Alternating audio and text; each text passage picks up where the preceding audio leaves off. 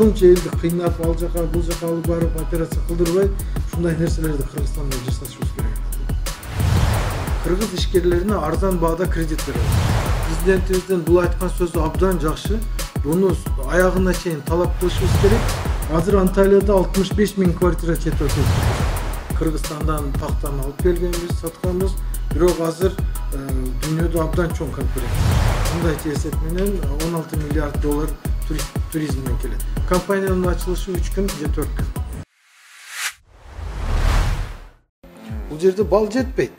Кыргызстандын балын ошол эле брендти кылып сатсак болот. Же бул жерде эт дүйнөдөгү эң кымбат эт Туркияда. 30 жылда ошол биздин этти Туркиянын сураган стандарттарына жеткизип, ошого жараша биз ар бир самолет менен эт алып келип жатсак болот. Жакшы. Урматтуу көрүүчүлөр, биз азыр Шекербек Акимов аттуу биздин ишкер байкебиз келдик. Эмнен эле сүйлөшүп атат деп мындай суроо салаткан болушуңар керек. Анда байке отуруп алып сүйлөшөлү, жакшылап таанышалы. Анталияда канча жылдан бери жүрөсүз? Эмне ишкердик кыласыз? Биз чынында Анталияга келген аябай кубандык. Себеп деген бул жакта мекендештерибиздин баардыгы бир чакан болсо дагы бир орто ишкерлик менен алектенип, бир нерсени жетектеп калганына биз аябай кубанып атабыз. Эми сиз чоң ишкер катары өзүңүздүн кылган жумушуңуз тууралуу бир айтып берсеңиз, анан маегибизди уланталы. Макул, Айжигит, чоң рахмат. Убакыт бөлүп бизге ушул жакта дагы боорлорубуз бар эле, элибиз, журтубуздун бир өкүлү ушул узак жерде жүрөт экен деп келип убакыт бөлгөнүңөргө чоң рахмат. Эми биз кичине эле ишкербиз. Туркияда 86 миллион калк бар. Анын ичинде 1 миллион 800 000 компания бар.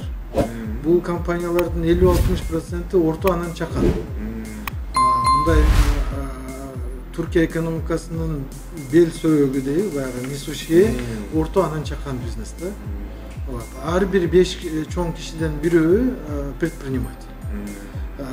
Туркияда торговый палата системалары абдан жакшы колдонулган. Ар бир айылда эмес, ар бир райондо, ар бир шаарда торговый палаталар курулган. Ар бир бизнес ошол жака мүчө болуп кирет. Өзүнүн бизнесине карата ошол жерге мүчөлүк акчасын төлөйт да. Ошол организациялар ошол сооданы, бизнести өнүктүрүү үчүн сабактарды өткөзүп, тренингтерди өткөзүп даярдашат да элди. Анан биз азыр Анталияда 81 област болсо, ошонун Анталия областындабыз. 81 областтын бирөө 5-чи чоң шаар, калкы 2,5 миллион. 650 километр узундугу бар. Мындайча караганда Бишкектен Ошко чейинки эме бул Анталиянын эле бир узундугу да. Анан 16 миллион турист келет бир жылда. Бул эми мындайча эсеп менен 16 миллиард доллар туризмден келет деген сөз. 3 чоң локомотив бар Анталиянын. Бул туризм, анан айыл чарба, анан кыймылсыз мүлк. Биз 3-чү отраслдабыз. Кыймылсыз мүлк алып сатабыз. Бирок туризмде иштегенбиз. Айыл чарба продукциясына чет өлкөлөргө экспорт жасаганбыз. Кыргызстандан пахтаны алып келгенбиз, сатканбыз. Бирок азыр дүйнөдө абдан чоң конкуренция бар. Туризмде мындайча айтканда интернационалдык холдингдер иштейт. Отель өзүнүкү, самолеттер өзүнүкү, торговый центрлер өзүнүкү, яхталар, автобустар, машиналар. Бир компанияда деле 5000 автобусу бар. Же 100 отели бар дегендейчи. Ошон үчүн алар менен конкуренция кылыш абдан кыйын, да? Мындай монстрдар бар да, эмедечи. Мамлекет дагы аларга жардам берет. Аларга мамлекет кандай жардам берет? Ар бир самолетту түшүргөндө ошонун эмесине бензинин коюп берет. Ар бир алып келген киши үчүн реклама үчүн акча жардам берет. Анан отельдерди куруп атканда низкий процент менен эме берет. Кредит берет. Анан отель курула турган чоң жерлерди 49 жылдыгына ошол проектке жарата жерди берет. Ошон үчүн мамлекет менен баягы жеке менчик кооперациясы абдан жакшы иштейт да. Туркиядан Кыргызстан үчүн ушул нерселерди алган болсок, биздин элибиз үчүн, журтубуз үчүн, мамлекетибиздин өнүгүшү үчүн абдан жакшы болот. Баягыда өткөн жылдын 12 ноябрында бул жакта Түрк кеңешинин саммити болду да. Анан ошол жерде президентибиз Садыр Нуркожоевич бир жакшы сунуш айтты да. Түрк кеңешинин баягы финансылык очогу Бишкекте болуш керек депчи. Абдан жакшы.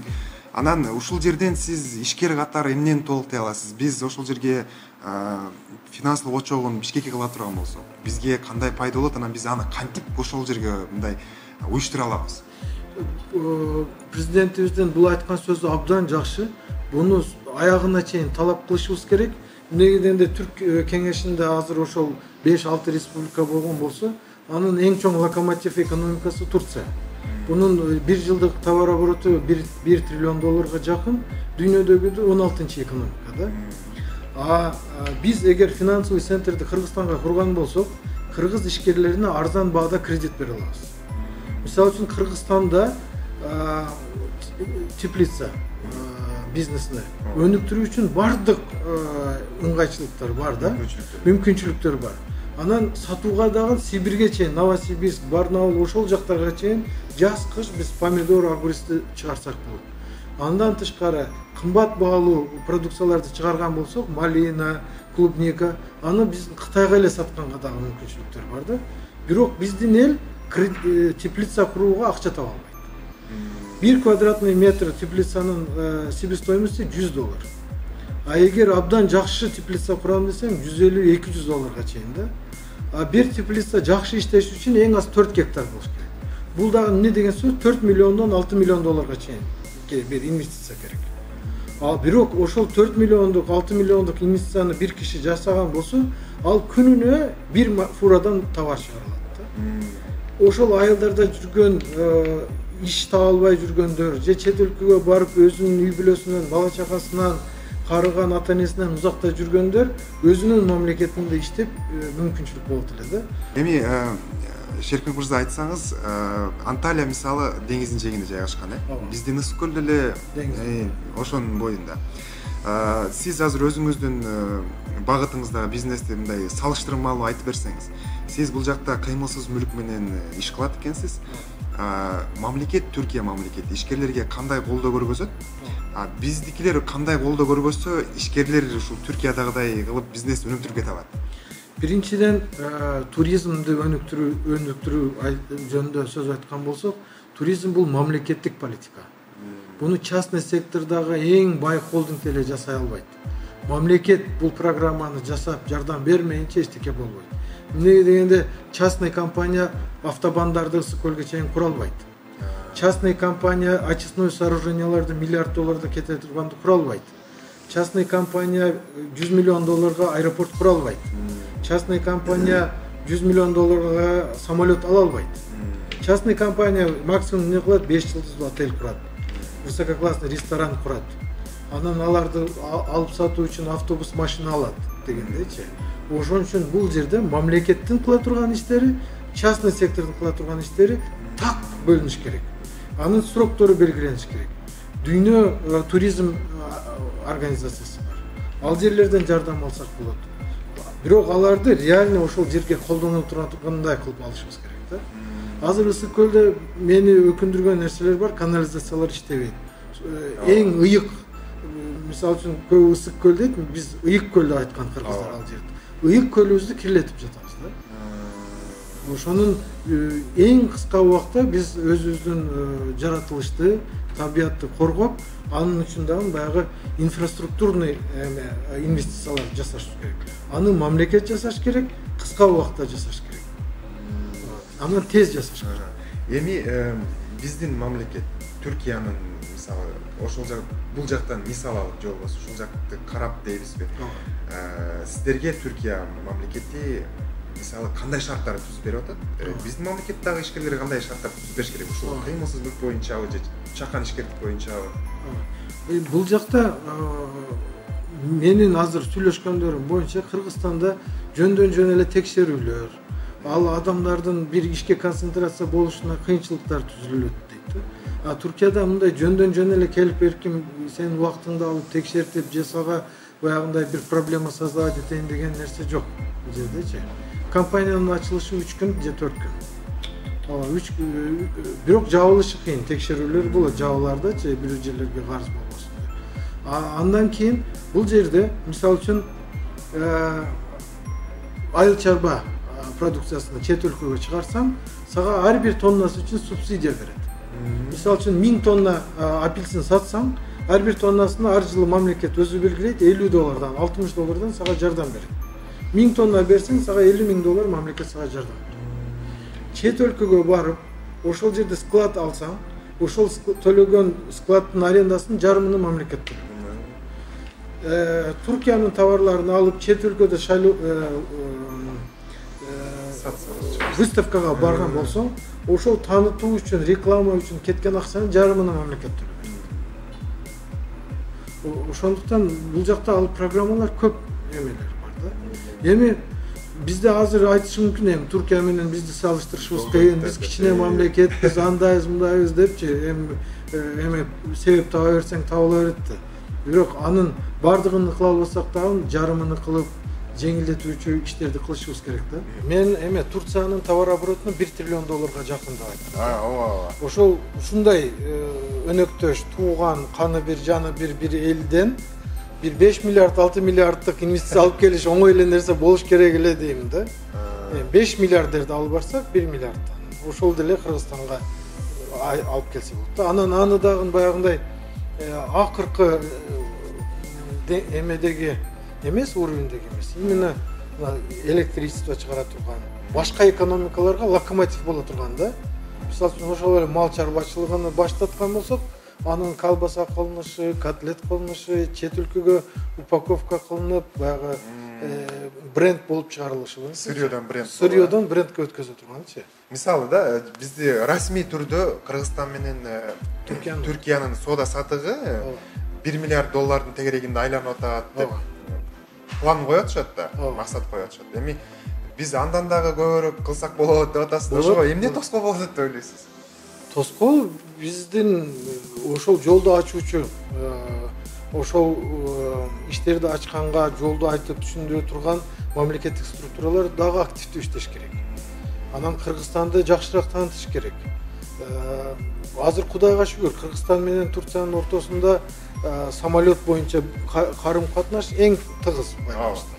Жумасына 27ден 30га чейин самолет учуп атат да. Биз көбүнчө биз бул жактан кийим алып атабыз, бут кийим алып атабыз.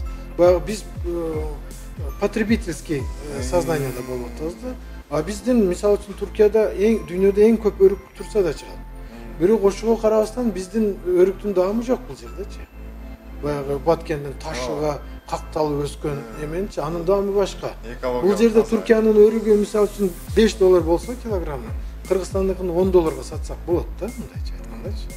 Жакшы упаковка, тазаланган, баягы эме сертификаттарына ылайыктап турупчу. Анан биз дагы эле баягы Россияга сабыз сатабыз, картошка, пияз сатабыз. Сабыздын давно уже согуну чыгарышыбыз керек эле, алманын согуну чыгарышыбыз керек эле. Алардын баягы Тянь-Шандын сууна анан ошол тоодон келген муздак суу менен өскөн деп туруп эме кылыш керек да. Эми келиңиз өзүңүздүн ишкердигиңиз тууралуу айтып бериңизчи. Эмне болгон, компания кантип баштадыңыз эле? Кантип эле ушул Кыргызстандык жаран келип ушул жакка эң чоң шаар болгон Анталияда ушундай ишкердик жүргүзүп атат. Башкалар да кылса болобу, кантип? Биз эми Туркияга байланып калганыбыздын себеби биз бул жерде окудук. 92-жылы баягы бүткүл дүйнөлүк түрк дүйнөсүнүн эң чоң кылымдын проекти деп бүткүл түрк дүйнөсүнөн студенттерди алып келип бул жакта окутушкан. Анан биз дагы бул жакка келип окуп калганбыз. Окуп калгандан кийин биз түрк тилин үйрөнүп, ушу айлана чөйрө болуп, дос, эме тааныш, билиш, иш өнөктөр. Биз студент болуп жүргөндө эле Кыргызстандын экспортуна жардам бергенбиз.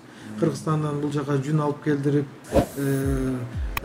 пахта алып келдирип, бул жакта сатып, биринчи кыргыз фирмасын 93-жылы Мерсинде курдурганбыз. Свободный экономический зона Мерсин деп. Анан бирок биз сырьё эле сатканбыз да.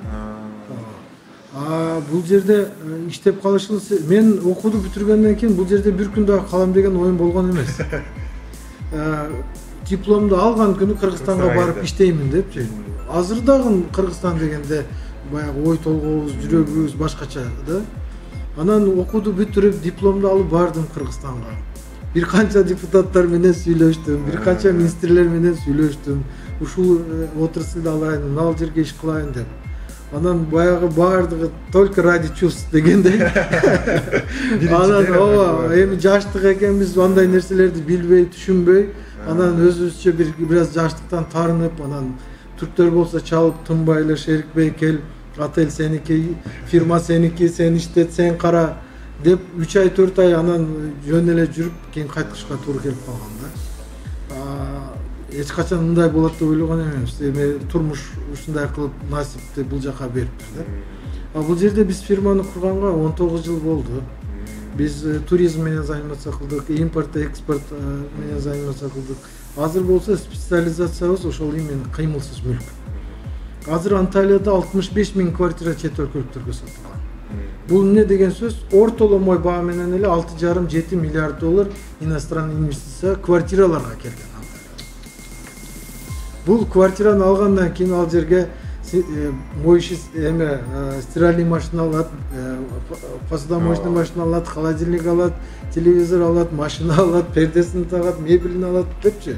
Алар дагы дополнительный инвестиция менен бир 3 миллиарддык, 10 миллиард доллардык Анталияга коюлган недвижимосттун инвестиция да. Бул айсбергдин көрүнгөн тарабы эле да. Бул дагы көп келет. Анталияга эмне үчүн адамдар келет? Бул жерде 300 километр радиуста бир да завод, фабрика жок. Экологиясы абдан таза. Анан Анталияга 250 авиакомпания иштейт. Бир өлкөнү өнүктүрө турган болсоң, ал жерден аэропортун оңдош керек и прямой рейстерди ачыш керек да.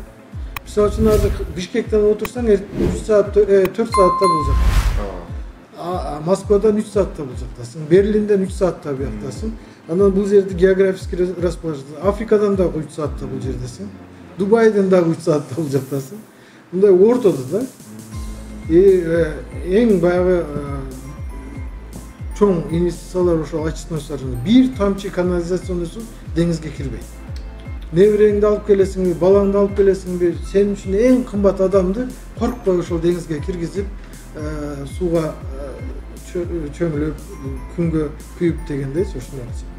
Анан безопасность. Бул жерде күнү түнү ар ким каалагандай жүрөт. Медицина абдан чоң деңгээлде.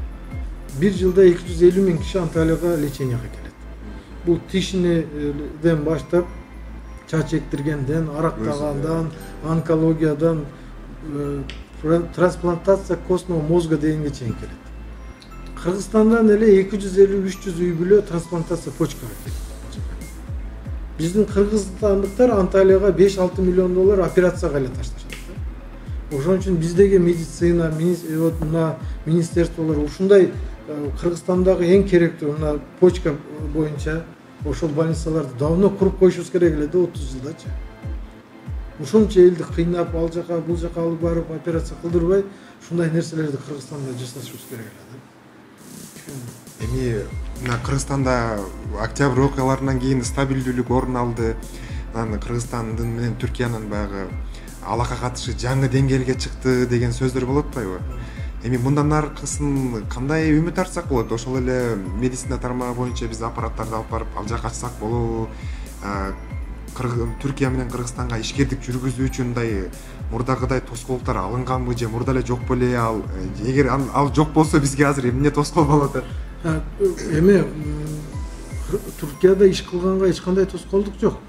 Бул жерде кандай бизнести жашаган болсоң, ошонун лицензиясы менен, ошонун уруксаты менен иш кылсаң боло берет. Андай нерсеничи.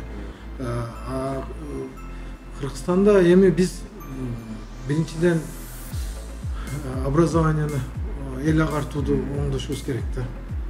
Анан садиктен баштап эле коррупция башталгандан кийин окубай эле, үйрөнбөй эле диплом алып атпайбы. Түркияда андай нерсе жок. Бул жерде эч кайсы бир садикте же мектепте же бир университетте мындай коррупция деген нерсе жок. Эл өзүбүзгө отчет беришибиз керек да. Мен мугалим болсом, эң жакшы мугалимдикти кылышым керек. Врач болсом, эң жакшы врач болушум керек. Спортсмен болсом, эң жакшы спортсмен болушум керек депчи. Эми бул жакта азыр спортсмендерибизге сөз жок. Бизде абдан чоң сыймык алып келип беришти. Акжол болсун, Айсулуу Тыныбекова. Айсулуу Тыныбекова, Мээрим, Айпери, биз бул жакта алар үчүн дагы абдан толкунданып отурдук. Биздин жүзүбүздү жарык кылышты. Аларга биздин кыргыз спортчуларына рахмат. Эми башка тармактарды дагы ошол спортчуларыбыздан өрнөк алып, ошондой кылып иштешибиз керек да. Жакшы. Шерикбек мырза, сизге чоң рахмат ушунча убактыңызды бөлүп бизге маек бергениңизге. Эми мен балким журналист катары сизден бир суроо сурабай калгандырмын. Балким сиздин кыргыз элине же ишкерлерге деги эле ушу бизге айта турган балким сөзүңүз бардыр. Же балким бир журналист келип ушинтип сураса ушинтип жооп берет элем деген ичиңизде бир кыйнап жүргөн бир нерсе бардыр. Сизге эркин микрофон. Чоң рахмат мындай суроо үчүн. Мени толкундандырган маселелер абдан көп. Эмнеге дегенде Кыргызстан дегенде биз уктай албай калабыз. Мен өзүм Кызылкия шаарынан, Баткен областынан. Биринчиден мына өткөн жылкы азыркы болуп аткан окуяларга биз эгер бир мамлекет өзүнүн топурагын, өзүнүн жерин коргой албай турган күчү жок болсо, ал мамлекет жок болот. Биз эң кыска убакытта патриоттуулук сезим менен бири-бирибизди чукулабай, бири-бирибизди жамандабай, бир биримдик болушубуз керек. Бир ынтымакка келишибиз керек. Баягы журналисттер дагы көп жоопкерчилик алыш керек. Чыныгы патриот элимдин биримдиги, ичибиздеги туура нерсени айтамын деп отуруп, мамлекеттик сырлар айтылбаш керек. Чынымды айтам, бирок сырымды айтпайм дегендейчи. Ошого биздин журналисттерден сурай турган болсо, ошо мамлекеттин купуя сырларыны ичибизде кала турган нерседи айтышыбыз керек. Ошол эле сөз саясатчыларга да таандык. Мен акылдуумун, мен ишке жараймын деп туруп, купуя сырларыбызды баягы эл аралык көрүшүүлөрдө өзүбүздүн күчтүү тарабыбызды, анан слабый тарабыбызды билдирип кое турган нерселерди экрандарга чыгып сүйлөбөш керек. Ошол жакта. Ошондуктан биз азыр эң кыска убакытта мамлекетибиздин чек араларын белгилеп, ар бир кыргыздын атуулу, бирөөнүн мурду канабай, бир учтан бир учка чейин баягы жап-жаш кызыбыз болобу, жесир аял болобу, же эч кимиси жок болгон жетим бала болобу, өзүнө биздин мамлекетибизде кең сезиш керек. Биздин мамлекетибиз ар бир кыргыздын атасы, ар бир кыргыздын энеси. Биздин жерибизге, журтубузга ээ чыгышыбыз керек. Чоң рахмат.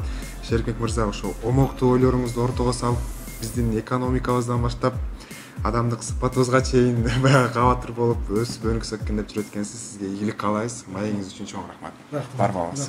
Силерге да рахмат.